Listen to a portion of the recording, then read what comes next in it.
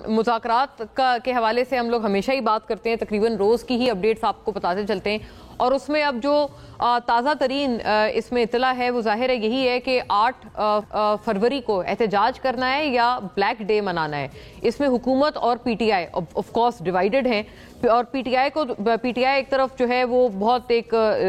عظیم و شان طور پر وہ کہہ رہے ہیں کہ ہم اس میں سیاہ دن منائیں گے یا بلیک ڈے منائیں گے، ہماری تیاری عمل ہیں، اور ہم ایسا جو ہے وہ اس مرتبہ جلسہ کریں گے جس میں پرانے جلسوں کی کوتاہیوں کو دور کیا جائے گا۔ نوٹیبلی اس میں کوئی شک نہیں کہ پریزنٹ ڈے جو پی ٹی آئی کی قیادت ہے خیبر پختونخوا کی، جو کہ نئی سونپی گئی ہے جناب جنید اکبر صاحب کو، اور وہ جو پبلک اکاؤنٹس کمیٹی ہے ان کی سربراہی بھی ان کو سونپی گئی ہے، تو وہ بہت کھل کر پچھلی قیادت کی غلطیوں کے اوپر پچھلی قیادت کو، یعنی کہ علی امین گنڈاپور صاحب کو جو ابھی بھی وزیر اعلیٰ کے پی ہیں، ان کو خاصا آڑے ہاتھوں لیتے ہوئے نظر آتے ہیں، اور باقاعدہ جو انہوں نے بیان دیے ہیں ان بیانات میں بہت ساری باتیں انہوں نے کھل کے کہی ہیں کہ جس میں پتہ چلتا ہے کہ جو دونوں یہ رہنما ہیں، یہ ان دونوں کی آپس میں بالکل یہ ایک دو الگ الگ گروپس ہیں پی ٹی آئی خیبر پختونخوا کے، جس کا از خود جنید اکبر صاحب اعتراف کر رہے ہیں بیان میں۔ ساتھ ساتھ وہ کوتاہیاں بھی بتا رہے ہیں اور باقاعدہ کہہ رہے ہیں کہ قیادت پچھلے جو جلسے کی تھی وہ اسٹیبلشمنٹ کے ساتھ رابطے میں تھی، تو اس مرتبہ اور پچھلے مرتبہ میں یہی سب سے بڑا فرق ہے۔ بہت ایک میں سمجھتی ہوں ریویلنگ قسم کے یہ بیانات ہیں جو کہ جنید اکبر صاحب کی طرف سے آ رہے ہیں۔ کیا واقعی یہ چارج شیٹ جو چیف منسٹر گنڈاپور صاحب پر کی جا رہی ہے ان کے اپنے پارٹی کے پی کے صدر کی طرف سے، وہ درست ہے، وہ چارج شیٹ ویلڈ ہے، لیجٹمیٹ ہے؟ یہ بہت ضروری سوال ہے جو آج پی ٹی آئی سے اٹھاتے ہیں، اور جنید اکبر صاحب کی زبانی پہلے تو اسی سے آغاز کرتے ہوئے چلتے ہیں، یہی سنیے گا کہ وہ کن الفاظ میں یہ جو فریش چارج شیٹ ہے اپنی ہی پارٹی کے چیف منسٹر پر کرتے ہوئے نظر آتے ہیں۔ یہاں پر کچھ لوگ یہ سمجھتے ہیں کہ پارٹیاں ریلیاں اور جلسے پیسوں سے ہوتے ہیں، پی ایم این اے سے آپ خرچے مانگیں گے تو پھر آپ کس منہ سے اسے یہ کہیں گے کہ آپ کرپشن کیوں کرتے ہیں؟ پیسے لگاتا ہے وہ کماتا ہے، ہمیں پاکستان تحریک انصاف سے یہ سیاست ختم کرنی ہے۔ اس دفعہ اور دوسرے لانگ مارچ نے فرق کیا تھا، یہ 2 دفعہ جب ہم نکلے تو ہماری قیادت کے اداروں کے ساتھ رابطے ہوگی، جب میں نکلوں گا تو راستے میں کسی سے رابطہ نہیں کروں۔ جی، اور ایک اور بلکہ ان کا اسی کے حوالے سے ان کا ایک اظہار خیال ہے جہاں پر وہ ایک اور بات وہ بھی چلائیں، ناظرین کو سنائیں، جہاں پر وہ کھل کے بتا رہے ہیں کہ ان کی چیف منسٹر گنڈاپور سے بنتی ہی نہیں ہے۔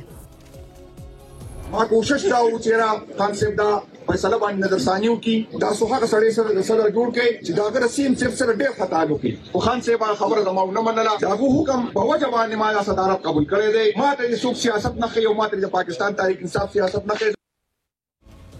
یہ پشتوں میں گفتگو فرمائی انہوں نے، اور اس کا ترجمہ آپ دیکھ بھی رہے تھے اسکرینز پر۔ وہ کہتے ہیں میں نے بانی پی ٹی آئی عمران خان کو کہا تھا میری جگہ ایسے بندے کو صوبے کا صدر بنائیں جس کی وزیر اعلیٰ خیبر پختونخوا علی امین گنڈاپور کے ساتھ تعلق اچھا ہو اور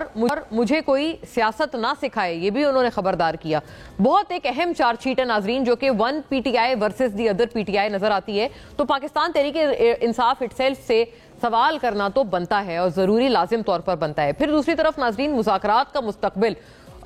ہم نے کئی مرتبہ بات کی ہے، کل بھی ہم یہ والی بات کی، صورتحال یہ ہے کہ مدعی سست اور گواہ چست، حکومت جو ہے وہ دعوت پہ دعوت دیے جا رہی ہے پاکستان تحریک انصاف کو کہ خدا را ہمارے ساتھ آ کر بیٹھ جائیں، اس کمیٹی روم میں نہیں بیٹھتے تو اگلے کمیٹی روم میں بیٹھ جائیں، مذاکرات کر لیں۔ نن ادر دین اسپیکر قومی اسمبلی جو ہیں ایاز صادق صاحب، وہ ابھی بھی کہہ رہے ہیں کہ ہم نے تحویل نہیں کی ہے کمیٹی۔ شہباز شریف صاحب کی جو کل دعوت تھی، پیشکش تھی، وہ بھی ہم نے کل اپنے پروگرام میں تفصیلی طور پر کور کی۔ کیا وجہ ہے کہ حکومت جو ہے، کیا گرینڈ اپوزیشن الائنس کا ڈر ہے یا کوئی اور وجہ ہے کہ اتنی کیننس سے بلا رہے ہیں پاکستان تحریک انصاف کو، جبکہ وہ تو کہتے ہیں بھائی ہم نے تو کمیٹی تحلیل کر دی، آپ کس دنیا میں بیٹھے ہیں؟ تو دیکھتے چلیے گا حکومت کی طرف سے جو بار بار پیشکش کی جا رہی ہے پی ٹی آئی کو، اس کے حوالے سے جو ہمارے پاس نکات ہیں، رات کا اب امکان اب موجود ہے یا نہیں ہے، اور اسی کے ساتھ میں ایک لیگل بیٹل جو کہ ایسا لگتا ہے کہ پاکستان تحریک انصاف کے لیے قانونی شکنجہ بھی مزید تنگ کیا جا رہا ہے، وہ بھی اسی طرح سے کورڈ ہے۔ پاکستان تحریک انصاف کی طرف سے مذاکراتی کمیٹی تحلیل کی جا چکی ہے، تاہم قومی اسمبلی سیکریٹریٹ نے ابھی تک مذاکراتی کمیٹیوں کو باقاعدہ ڈی نوٹیفائی نہیں کیا۔ ذرائع کے مطابق اسپیکر ایاز صادق اب بھی مذاکرات جاری رکھنے کے خواہاں ہیں، اسپیکر کی طرف سے مذاکراتی کمیٹی کو برقرار رکھنے کا جو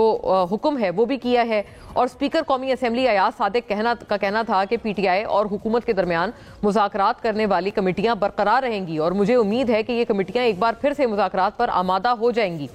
سینیٹر عرفان صدیقی نے کہا کہ پی ٹی آئی کی چارٹر آف ڈیمانڈ میں کئی ایسے مطالبات تھے جن کی بنیاد پر اعتماد سازی ہو سکتی تھی. ہم نے کبھی نہیں کہا کہ حکومت جوڈیشل کمیشن نہیں بنائے گی اور کوئی سرخ لکیر نہیں کھینچی. وزیر اعظم کے مشیر رانا ثناء اللہ بھی آ گئے. انہوں نے کہا کہ ایسا نہیں تھا کہ ہم پی ٹی آئی کو صاف جواب دینے جا رہے تھے, ہم پی ٹی آئی کو متبادل جواب دینے جا رہے تھے. پی ٹی آئی کو مذاکرات کا بائیکاٹ نہیں کرنا چاہیے تھا, حل تلاش کیا جا سکتا تھا. دوسری طرف یہ پی ٹی آئی کا اس کے اوپر جواب ہے, وہ شیخ وقاص اکرم صاحب کہتے ہیں کہ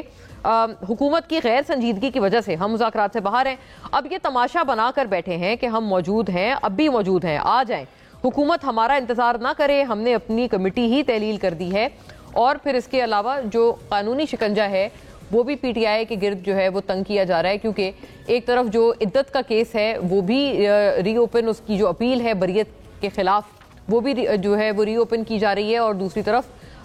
مزید بھی جو جی ایچ کیو کے اوپر جو آرمی ایکٹ کی خلاف ورزی کے جو چارج شیٹ تھی وہ بھی ایک عمران خان صاحب کے اوپر وہ جو کیس ہے وہ بھی سماعت کے لیے مقرر ہو چکا ہے. تمام معاملات پہ بات کریں گے. اور وہی حکومت کے حوالے سے جو میں نے اس سے پہلے ایک عرض کی بات کے مدعی سست گواہ چست, وہ بار بار کہہ رہے ہیں ہم نے نہیں آنا, حکومت ان کو بلائے پہ بلائے جا رہی ہے. اس کے پیچھے کیا راز ہے جاننے کی کوشش کرتے ہیں.